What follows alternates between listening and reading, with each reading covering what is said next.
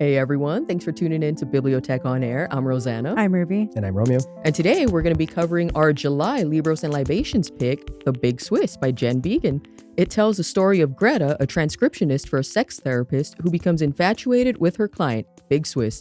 The book explores themes such as suicide, rape, stalking, mental illness, and violence against animals. So just a quick trigger warning for anyone who might find those subject sensitive, but it also has a lot of sexual content, so warning on that too.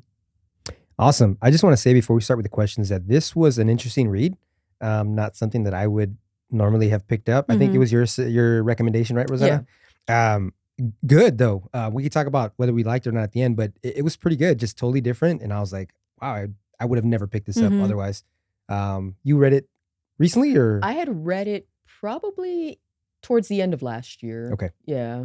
It's not bad. It was your first time, Ruby? Oh yeah, it was my first time. Yeah. This was like smut, but not smut in a way. Yeah, it was there's some parts that I was like, I wouldn't whoa. call it smut. It's just like it's very different from when you consider. That's what they were talking about. I think Dulce and Megan brought it up, like when you compare it to reading smut, because smut's definitely more like romantic. More romantic, set up like that. But this one was just boom. This is what happened. Someone said, pun intended, this was right in your face, pretty much. Yeah. That's kind of what it was. So, but okay, so I wanted to discuss the title first off. We had a good conversation yesterday at Libros in our evening chat session with our team. So what did you guys think about, what did you think the book would be about when you first saw the title? And were you surprised when you found out the title was the nickname for one of the characters? I don't know. I mean, I guess looking at the lady on the cover, I was like, I kind of thought, oh, maybe that's Big Swiss, because I don't know what else it would have been like referring to, because she also looked European. So true. Switzerland. Even her attire. Yeah. Maybe that's, I don't want to stereotype, but it looked kind of old English ish. It looked very milkmaiden. Yeah. Milkmaiden. Correct. What about you, Rosanna? Did you think anything of it? Definitely did not think it was going to be about cheese. So let me just get that out of the way. But I didn't really think the nickname was going to be, Big Swiss. I just thought Big Swiss was like maybe like a movement or the name of some kind of activity or something at first. And then I read the little thing on the back and I'm like, oh, okay.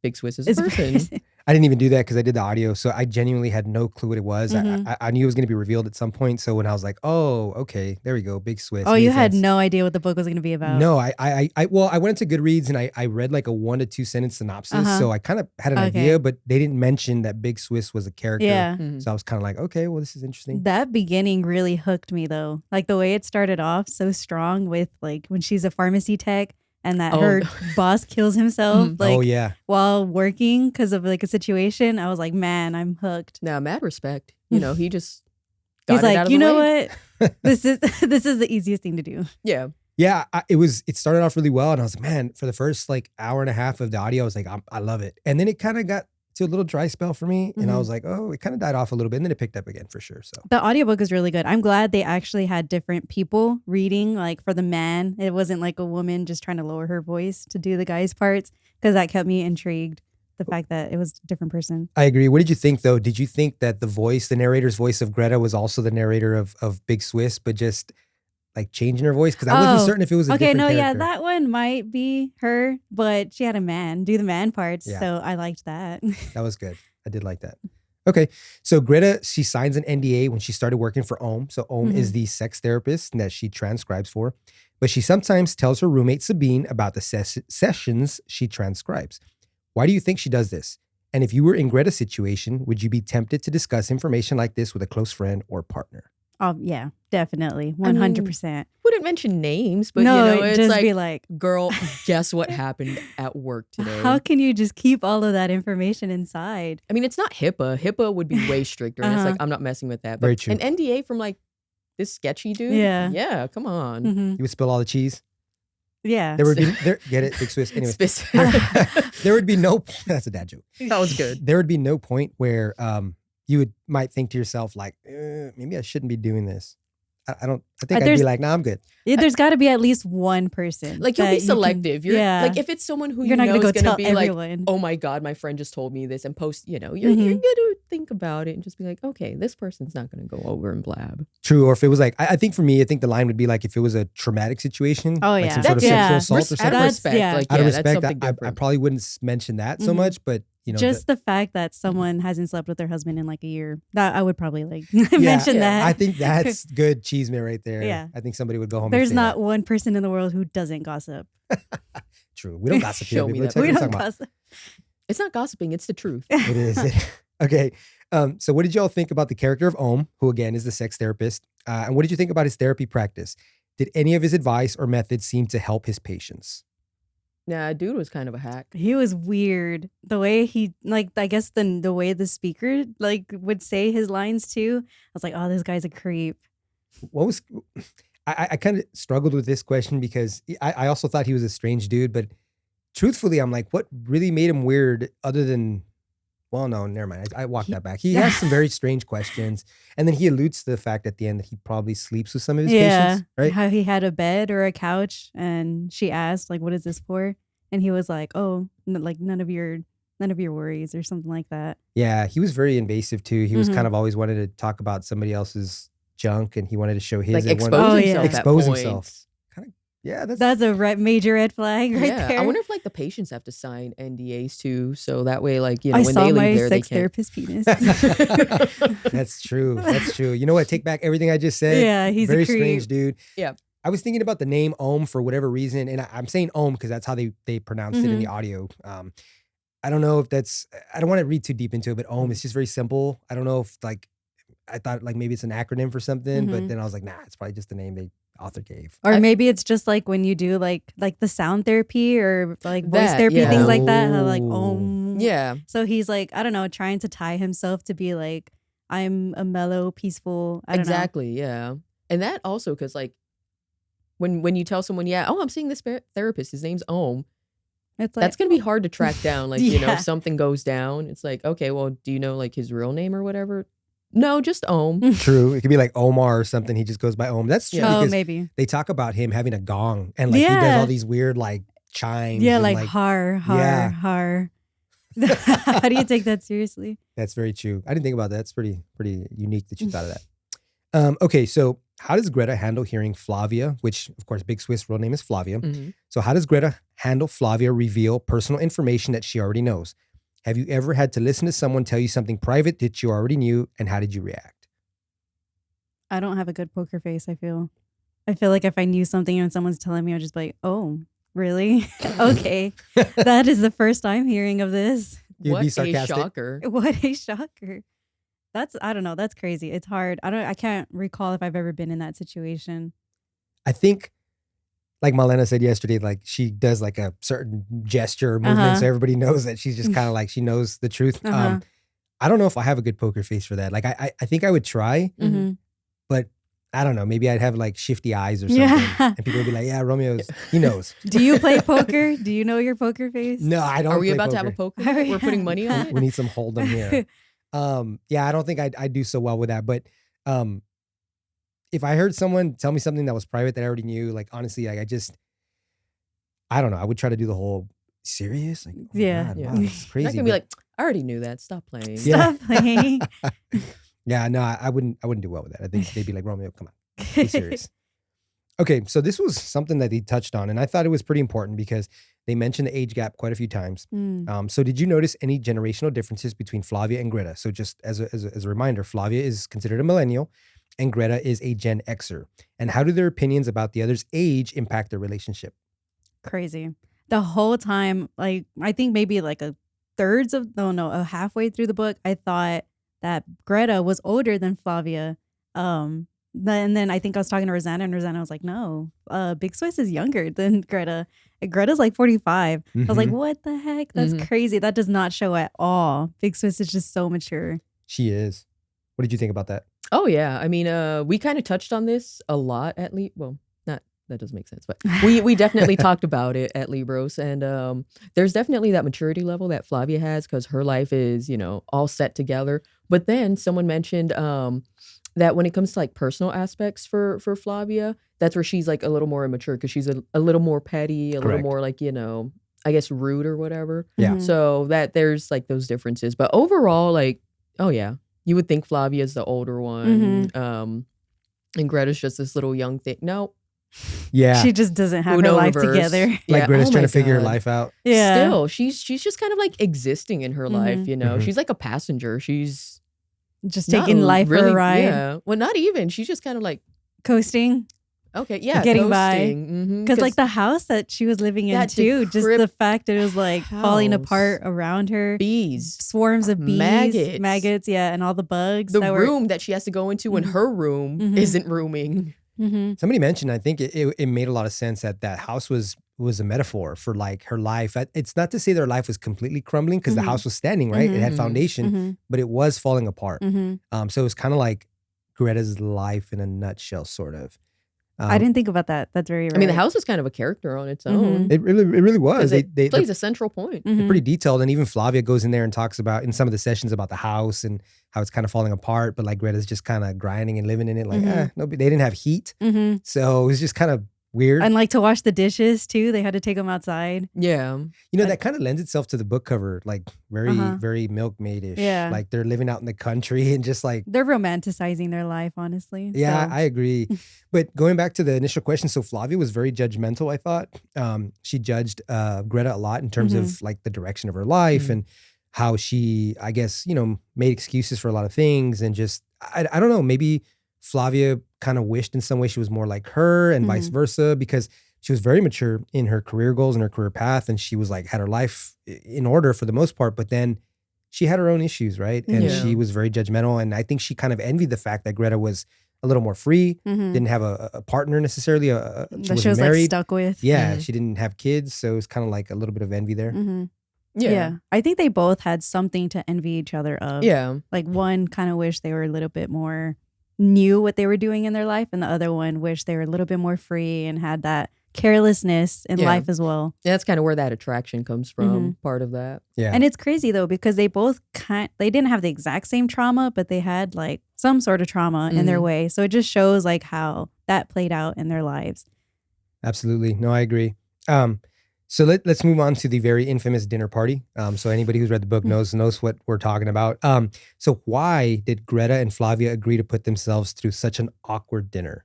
You got to do it for the plot sometimes. I think it was just trying to get like a sense of, normalcy, like just a little bit of. From each other? Do you think both of them try to kind of find some sort of normalcy in that? Yeah. I think for me, if I'm Greta, I'm not putting myself through that. Obviously, Greta knows that Flavia's married. She has a partner. And I think they mentioned that Flavia's husband is like, oh, I want to meet your new friend and blah, blah, blah. But subjecting myself to that. And then at the dinner table, they're talking about how Flavia and her husband are trying to get pregnant and they're going to go to like Costa Rica for the anniversary to get pregnant there. I feel like at that point, I'm like, all right, I'm out. Yeah. Oh, yeah. Because they get into an argument too. Like right there at the blatantly, table. Like, right in front of the husband. Maybe not a screaming match, but it's like intense. And then they go into the bathroom and Big Swiss is kind of just like, oh, I like want you or something like that. I was like, what is going on? I feel like Big Swiss was immature there because she was kind of like at the table, like throwing Greta under the bus the whole time. But then she goes in there, she's like, oh, I want you. But tell me if this didn't creep you out. The husband tells them that they're like two sisters arguing. And it's like, to me, it was kind of like, it kind of solidified the whole, I'm kind of older, I'm your mom, and I'm the big sister, and you're my, it was just kind of weird to me. I don't know. I took that as, I would have been like, what? Like, that's weird. We're having a relationship. If he wanted to dig, I would have said, oh, you're like mother and daughter type of relationship. True. That would have hurt. Yeah, that would have been a knife to the heart or the gut. Yeah, it would have been for me because I'm older than all y'all. Oh my God. I would have cried a little bit. I would have cried a little bit. No, but the dinner was definitely awkward. And I think, remind me though, I don't remember how it ended. I just remember it was like the next chapter. Like, I don't know, did she walk out? Was it just kind of like, okay, I'm leaving? I don't remember. Like I was confused too, because then after that, they were kind of still okay with each other. They didn't really like go into depth with it, I think. Yeah, I just don't recall. I don't remember. I'm just going to assume she like walked out and everything was fine. I think so. That was it. They just went back to normal. Yeah. The next day they were back in each other's beds. Yeah. That was yeah. it. So it was pretty physical. I think that's what we kind of gathered, right? Oh yeah, Oh, yeah. They someone mentioned it at Libros too, that they felt like all of Greta's relationships, at least, that there was no depth to them. Oh yeah. That they seemed pretty much all just sexual. Yeah. I mean, even I asked this, even the relationship she had with that man for like 7 years. I feel like when she first started dating him, from what I remember the book describing, she did genuinely love that individual and stuff. But I think at a certain point, it was literally just like, I'm just going through the motions, and it became physical at Like some she point. got complacent. Yeah. It's like, well, this is probably as good as it's going to get. So I feel kind of like, because I think she's 45 or 46 or something like that. But like, I don't want to say it's a waste, because you learn a lot from every relationship, but she was with somebody for 7-8 years. I mean, that's a long time. And then just be like, all right, later. You could have learned some stuff in like year 1 or 2. I agree. And then she kind of dragged him on too. And, I'm not siding with the dude. I'm sure he wasn't an angel either, but like, it just kind of like, I don't know. I think at some point she could have just been like, I'm out. Yeah. Later, dude. Okay. So this book, like you mentioned in the disclaimer, so it does discuss a lot of trauma. So, and you also mentioned, Ruby, that there's trauma on both sides, a little different, or a lot different, I should say, but both traumatic for them. So let's discuss the presentation of trauma in the novel and the different ways that Greta and Flavia deal with what they've experienced. So just for some reference, Greta references her mother's suicide as a reason for the decisions she's made, but Flavia retorts that she would never blame her choices on her traumas. But in some ways, I don't think that's true, because I mentioned also that a lot of who she was, I think, as a character was shaped by her sexual assault and rape by Keith, right? I think she was a different person. But anyways, do you agree with her, Flavia, or do you think we are conditioned by past events to behave in certain ways? I think the same thing. I thought that Big Swiss kind of changed, because it seemed before the traumatic experience that happened to her, she was a little bit more free, where she was like, she barely met this person at her job, and she was going to his house and going into his room, and just like, and I think she even mentioned at one point too, like she would just meet people and do things just to like for the experience. So that shows like pretty carefree, pretty carelessness as well. yeah. And then after that, I feel like she kind of stiffened up and got more. I mean, but I don't know. She also befriended a random stranger in the dog park and started seeing her like 3 times a week. That's true. I think a lot of her, after the sexual assault and like near-death experience, I think her life became routine. She was very strict about that stuff, Like because trying to keep control of it. correct. She wanted to control it. She didn't want to deviate from her plan or whatever. And I think that's why she seemed so put together and so mature, but because she went through that traumatic experience. Whereas Greta, her mother killed herself. And then she even talks about, we didn't talk about this last night, but she mentions that she felt like it was her fault, because her mom would always say like, I'm going to kill myself. And she never did it. So Greta told her one time, like, yeah, just do it. And she went to camp, came back, and like her mother killed Her herself mom said, because she gave her permission, basically. I thought that was in some ways, a lot more traumatic than what, I don't know, maybe not more traumatic. I don't want to compare. Trauma's trauma, but like definitely, having that guilt and that weight on your shoulder, like my mom killed herself because I basically said she could. I don't know. She says it too. She's like, I murdered my mom. Yeah. So in her mind, she is her mother's killer. Because she's lived with that trauma a lot longer. So like you said, it's not just one is worse than the other. It's just that she's had a lot longer to let that kind of marinate. True. Very true. Really quick. So it's not a question I have, but she goes to camp. She mentions that like, I don't know what happens. The other young women go somewhere else, and she's like left in a boat with this like Italian dude. Oh yeah. Okay. Correct me if I'm wrong. He didn't have an inappropriate relationship with her, right? She was just fantasizing about things, right? Yeah. But I think that's normal. She was a teen, and he was like, whatever, older dude. Yeah, teens would hyperfixate on lifeguards when they're younger. It's a known thing. We were all teens, yeah, definitely. I just thought it was strange. She was fixated on some old Italian dude who was like peeling oranges on the boat. Yeah, and then she I fell thought out that of the was boat. gonna go somewhere completely different too. I did too. But I was like, wow, we can actually trust this guy. Yeah, he was like seemed like an okay guy. Yeah, right? Wasn't a perv. That we As know far of. as we know. That we know. Yeah, maybe there's something else. Okay, so we did talk about this. We talked about it briefly today, but also yesterday a lot. So let's consider the non-human characters in the book. So they talk about bees, maggots, dogs, and donkeys. So what do they do for the story, literally as well as metaphorically? And do you have a favorite animal? Bignon. Bignon was a little was crackhead. my favorite. 10 out of 10. Yeah. He reminded me of like my dogs. Yeah. Like they literally are my children. Like her reaction when he almost died, I would have reacted the exact same way. I think I would have like just gone so I would have hysterical. been like, shoot me too. Yeah. Pignon the dog. So did they mention what kind of breed he was? Jack Russell Jack Terrier. Russell. Jack Russell Terrier. Okay, and he was old, right? He was older, Mhm. yeah, but I mean that breed of dog is just energetic as heck. Yeah. So he did not show his age. Yeah, definitely. Speaking of him getting shot, like who do you think shot him? I mentioned something stupid, so don't come at me. But seriously, I was like, well, Flavia comes out and basically tells Greta that she's having a menopausal Yeah. and she was bleeding. Mm-hmm. So I said, what if the blood wasn't even Pignon's and it was like a manifestation of her, like it was actually her, but she's trying to process all this trauma and like her Oh, dog that's a wasn't good even shot point. because who would go and shoot the dog? There's no real reason for anybody to do it. It could have just been a hunting accident. I Mhm. think Jonathan mentioned that last night, but I don't know. It's kind of stupid, but I just went there. Maybe I went too deep with it, but whatever. I don't know. I He mean, might have went too deep with it. It's not that serious. I I would know. like because Greta thinks that it was Keith that shot Yeah. the dog too, Correct. but everyone was like, no, I don't think it was Keith because he would have just shot all of them while they Yeah. were just out there in the open. Why just shoot the dog and dip?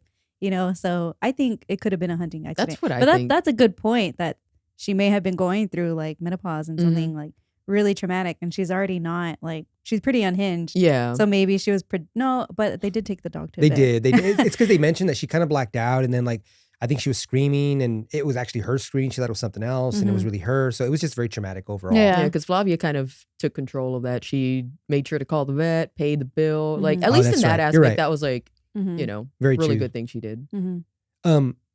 Speaking of Keith, really quick. So obviously he's the individual, the character in the book who like sexually assaulted and raped and almost murdered Flavia in the beginning. Let's talk about his character a little bit. Like he's a crazy guy. They talk about his family being like this very known family in town. But there's a part where Greta goes to the bar and she notices him. She's like, oh, that's got to be Keith because it's his family's bar or whatever. She was kind of narcissistic in the sense that she was like, you're stalking us, you're stalking me, you're looking at me. And in reality, he's like, lady, I don't know who the F you are. Like, Mhm. get out of my face. So in some way, she kind of instigated the whole like Yeah, that beef with fallout him. at the end with Greta's husband. I mean, not Greta.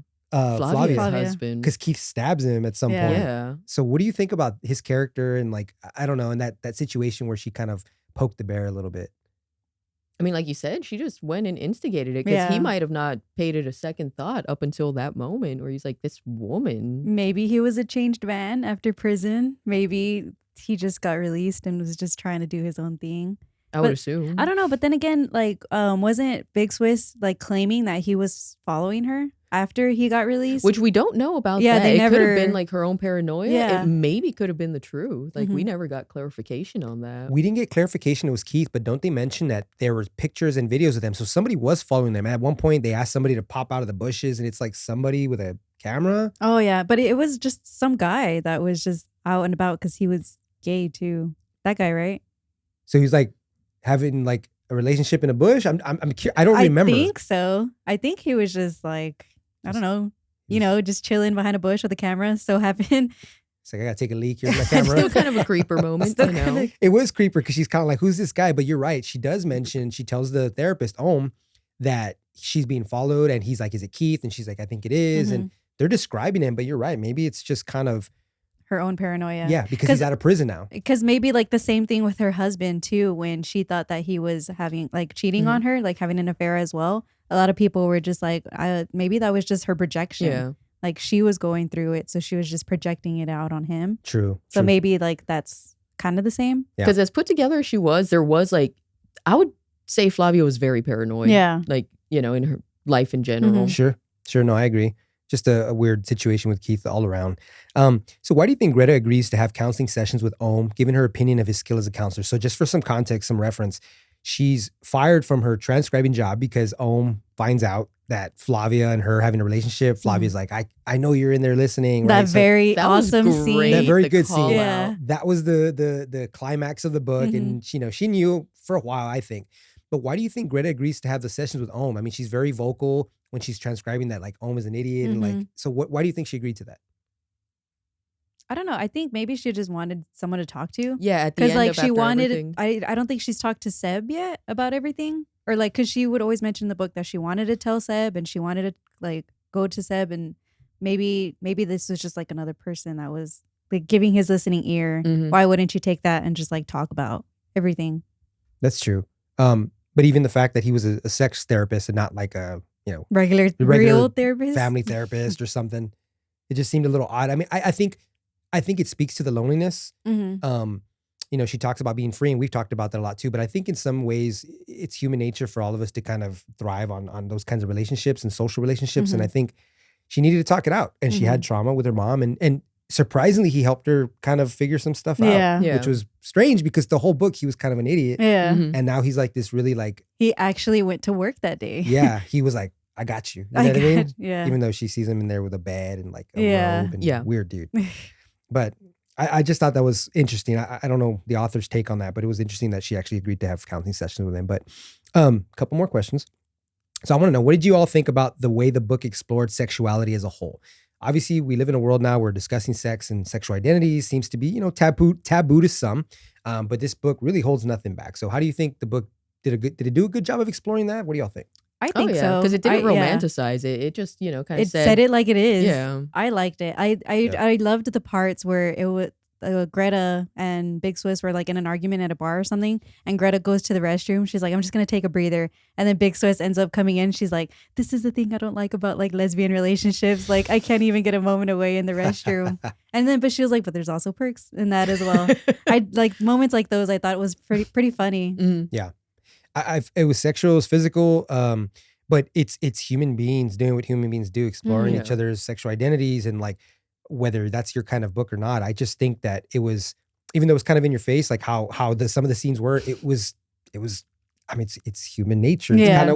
It's what people do. You know what I mean? It wasn't so bad, or, we're not so prudish that we can't talk about that. Yeah. I thought the author did a really good job of that. Because even then, like, going back to how it wasn't romanticized, there was points where it was just kind of like, brother, ooh. Yeah. I won't lie. Like, I didn't have a problem at all, but there were a couple times in the book where I'm listening to the audio and I was like, let me pause that for a bit. I know. Like, because when I would be the same when I'm driving in my car and I see like the guy next to me with his windows rolled down, I'm like, I know they can hear. Let me just lower it a bit. Hold up. Yeah. No, let me turn it up. Let me turn it up. It's audio, bro. So, okay. So were you satisfied with the ending? Or was there another ending you were hoping for instead of the one we got? We talked about how the ending for most of us was maybe not what we expected. I mean, they definitely did not end up together. Just gonna put that out there. I mean, while it was anticlimactic, I still like kind of did enjoy the ending for what it was, just because it was a moment where Greta's like, oh, okay, this is kind of what like life could be. You know, it doesn't have to be chaotic. There's like a moment of peace with the new donkeys that Sabine got and stuff. Sure. So it was very like quaint, very, very chill. Very chill. I thought the ending was pretty good too. I think a lot of people usually have high expectations for endings. Like, we want it to end the way we want it to end. Yeah. But I thought like the author did the pretty solid job in ending it the way it was. It was subtle. Do you think that Flavia went to Costa Rica and got pregnant? Do you think that her and her husband stayed together? Just, obviously it's not talked about, but what do you think how do you think that relationship ended or went on? Or man, I think it's pretty strained at this point, because after he got stabbed by Keith and stuff, I really don't, maybe other people can, but I just don't see how you could come back from that. Like, you went after my stalker, which again was kind of instigated by Greta. Correct. But, there's just that, because she's also very like anti, you like, I don't want you to make a scene. Sure. And that was a whole scene right there. And like, they're gonna be like, oh, this is her husband, her name's out there, and then people are gonna know her history. So yeah, I don't know. I think maybe they didn't end up staying together. Really? I think so. I would think that they would stay together, just because I feel like since he got stabbed because of her whole relationship with Greta, it would kind of be like, lesson learned. I'm not gonna like go that route like anymore. I'm not gonna explore that part of myself. I was fine the way I was, doing my routine with my husband, and we had our whole future set out. Maybe she would just be like, this is the way, like, I'm supposed to keep doing my life in order to not have anything traumatic like that happen again. I agree. That's where my mind went. I felt like the stabbing, as cheesy as it sounds, kind of brought them closer together. Yeah. Like, my husband didn't die, Yeah. so maybe I should be with him, not her. That kind of thing. I don't ever think they were going to be in a relationship together that way. It was always mostly just physical. But I envisioned them like staying together in that little cheesy kind of ending. Yeah. Happily ever after type thing. So Like sincerely or like out of convenience? I felt like it was sincerely because she explored maybe her sexual identity. She explored with another woman and they talked about her. She had never orgasmed and she finally did. And she was having a great time with Greta. So I think, it was an exploration for her. She was still young, but like she got to a point where like, hey, I care about this guy. Like I need to be with him, right? Because clearly they don't end up together, Greta and Flavia. So I think it was that way. Again, that's just my thought, but I felt like it ended that way. And she never mentions like she outright hates Luke. Like they love each other. Correct. Like they do have a good relationship. Correct. Okay, so lastly, what did you think about the book overall? Did you like it or not? I liked it. Yeah. I think it was wacky. But, it was wacky. I liked it. It was a really good read. My jaw was on the floor 90% of the book. It definitely it kept me hooked while I was reading it, but also because I had a deadline. So. Yeah, because your checkout was about to expire. Yeah, that too. Have you read anything else about this author? No. She has, I think, 2 other novels. I have not read them. I would want to read them. I would want to know if like she has where the girls end up like together, not the man and the woman. I don't know. I would want to see that. Well, I don't even know if she's like a, outright sapphic author. Like her other books might just be totally different. Yeah, I don't know either. I haven't read anything by her. I thought it was a pretty good book. I will say like it is super clever to come up with a book that. Like, hey, let's have a sex transcriber and a sex therapist and they have this relationship. It's kind of out there, but very clever. It had me hooked. I think I mentioned last night that it was a little anticlimactic for me, but I mean, for the most part, it was a pretty good book, So I would recommend it. Same. Yeah, definitely. I gave it like 4 out of 5 stars. Good deal. I would give it like a 3.5 out of 5, but totally fair. That's still pretty good. Yeah. So I'm not going to say it was bad because it wasn't. It was terrible. It was the greatest thing I've ever read. But that's it. Those are my questions. So overall, I think we all pretty much enjoyed the book. So yeah.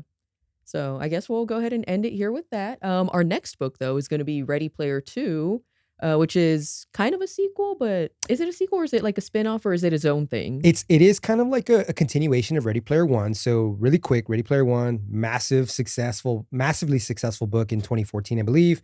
Ernest Cline's the author. Everybody's anticipating the follow-up, which is Ready Player 2. So it's a play on games from back in the 80s and 90s. So it is kind of a continuation. So if you have not read part 1, you will be a little lost in terms of the characters and how part 1 ended. But for anybody who doesn't want to have to read part 1 to get to part 2, I recommend on YouTube, there's something called Thug Notes. Rosanna and I were talking about that. They do a really quick 10-minute synopsis of Ready Player 1. Look for it. And Ready Player 2 will it's shorter than part 1. So it's a good book. I think so. I'm biased. I was nostalgic when I was reading it. So yeah, make sure to check that out. We have it on a cloudLibrary. Just got a bunch of new copies. So if y'all want to join us next month at Libros Libations, Burleson Yard Garden. September 9th. Meet us there, September 9th. With that, we'll end it right here. I'm Rosanna. I'm Ruby. And I'm Romeo. And we'll catch you on the next episode. Thank you.